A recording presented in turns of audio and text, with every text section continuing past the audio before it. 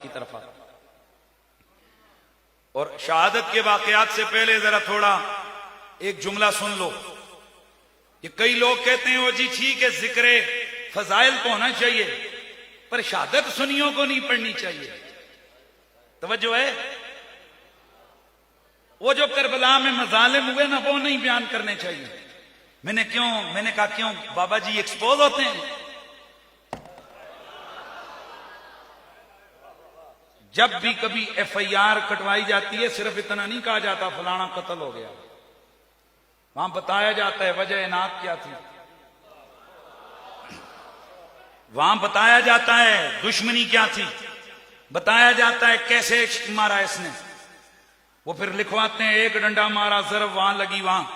मैं आपको बड़ी जिम्मेदारी से कहता हूं, करबला का एक वाकया हुआ सानिया जिसमें 72 तन शहीद किए गए जुल्म के साथ। एफआईआर बनती है कि नहीं बनती? जो यार ढीला नहीं बोलो प्लीज, वक्त कम है। एफआईआर बनती है कि नहीं बनती? तो सवाल तो यह पैदा होता है कि क्या किसी ने कटवाई कभी?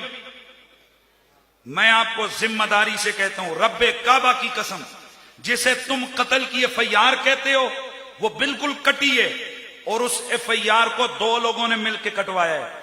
एक का नाम है ज़ैनब बिनते अली और दूसरे का नाम है ज़ैनुल आबिदीन बिन हुसैन।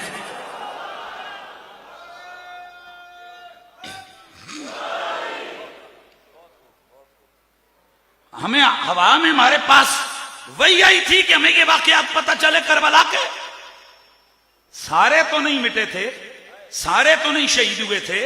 इमाम ज़ैनुल आबिदीन खेमे में बैठ के ये सब मंजर देख रहे थे। सैयदा ज़ैनब इन सारे वाकयात की ऐनी गवाह हैं और पता है इन्होंने एफआईआर कटवाई कहां? कटवाई है पर कटवाई कहां? दमिश्क में नहीं, कूफे में नहीं। तवज्जो है कि नहीं है यार? कूफे में नहीं, दमिश्क में। रब्बे काबा की कसम, सैयदा ज़ैनब ने ये एफआईआर मदीने के सुल्तान के पास आकर कटवाई। उठाइए कुर्तुबी को, उठाइए तवारीख को। सैयदा ज़ैनब ने जाकर एक एक वाकया रसूलुल्लाह को सुनाया, एक एक वाकया सैयदा हजरत ज़हरा पाक के मज़ार पर अनवार पर इमाम ज़ैनुल आबिदीन ने सुनाया। क्यों सुनाया?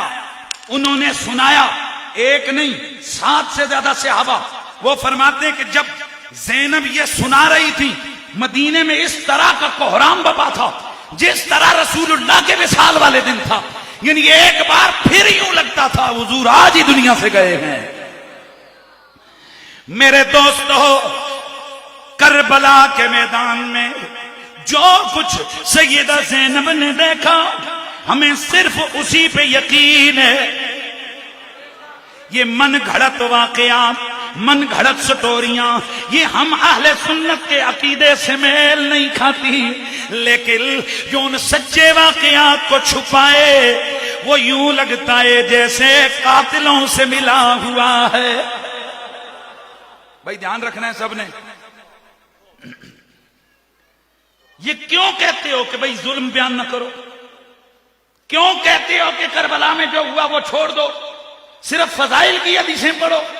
वजह इसलिए लोगों, क्योंकि सबको पता है ये इंसानी फितरत है कि हर बंदा हिमायती मजलूमों का होता है, जालिमों पर हमेशा लानत बरसती है।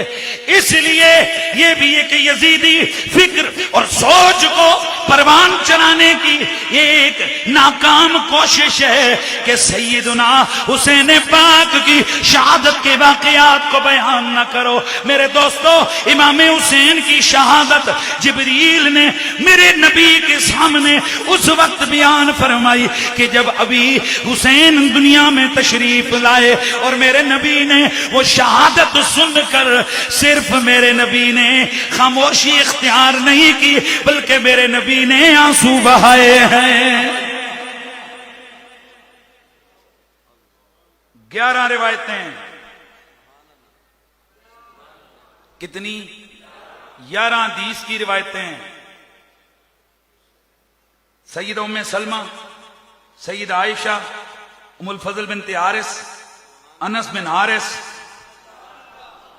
अनस बिन मालिक, जल्दी जल्दी, ज़ैद बिन अरकम, अबू सईद अल खुदरी, ये मेरे नबी के सहाबा मुख्तलिफ सनदों से इनकी ये रिवायतें हम तक पहुंची हैं, इनकी रिवायतें हम तक पहुंची हैं। मेरे दोस्तों, ये कोई मामूली मामला नहीं हुआ है कि अल्लाह के नबी के पास फरिश्ते हजरत हुसैन के बचपन में आए। हाय, मैंने 2 दिन पहले हदीस मुबारक पढ़ी, वो आपके सामने अर्ज कर देता हूं। हजरत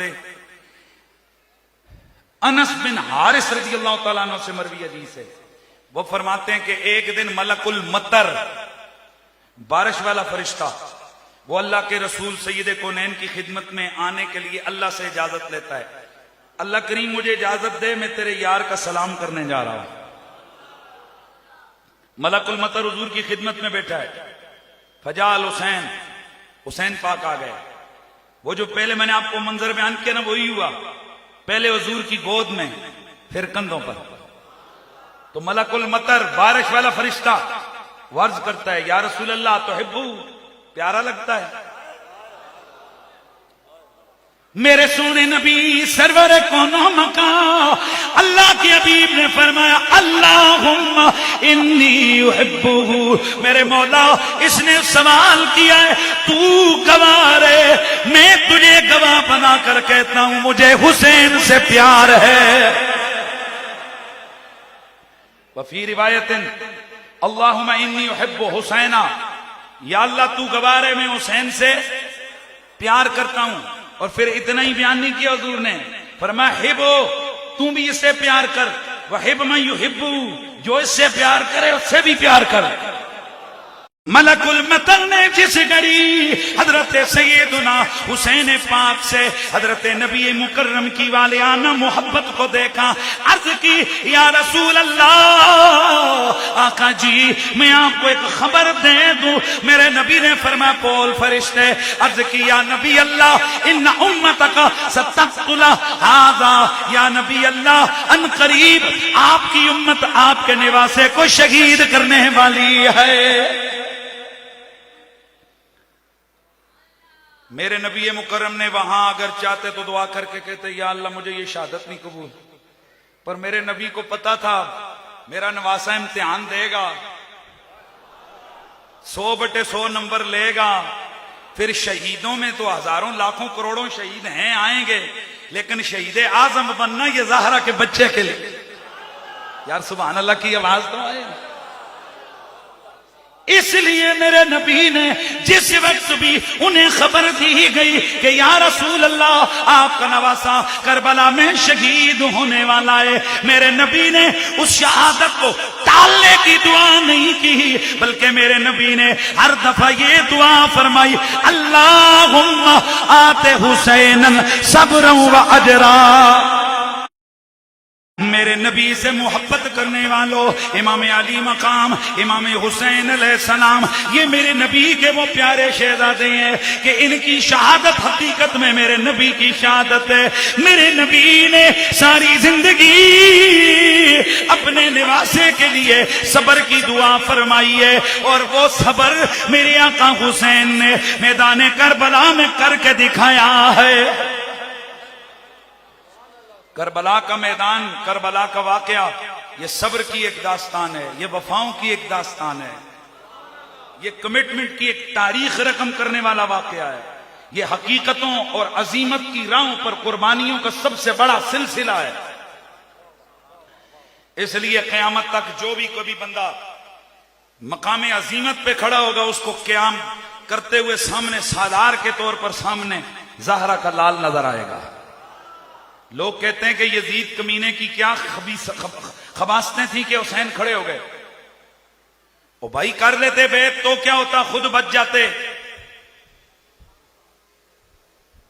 मैं एक ही जुमला कहता हूं, इमाम अली मकाम ने इस जगह तकिए से काम नहीं लिया।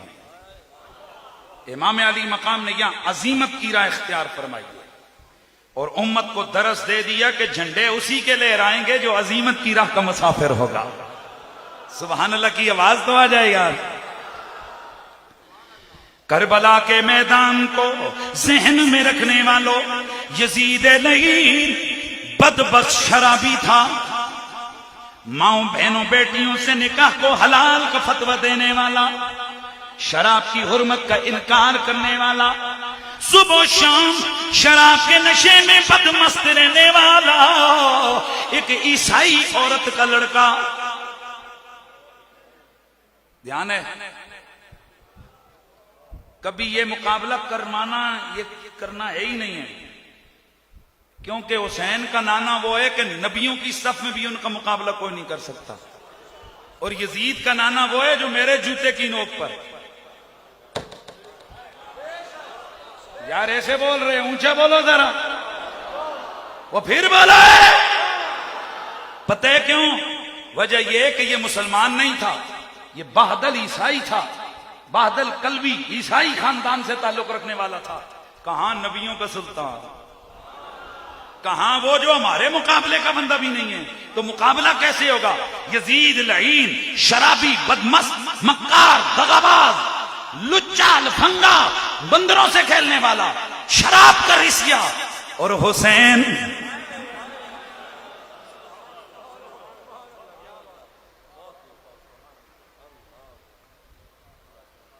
एक बंदा बाहर से कुप्पी लगा के आए और आपकी मस्जिद के मैन मरकजी मस्जिद के मेंबर पे आकर के हटो मैं नमाज पढ़ानी है।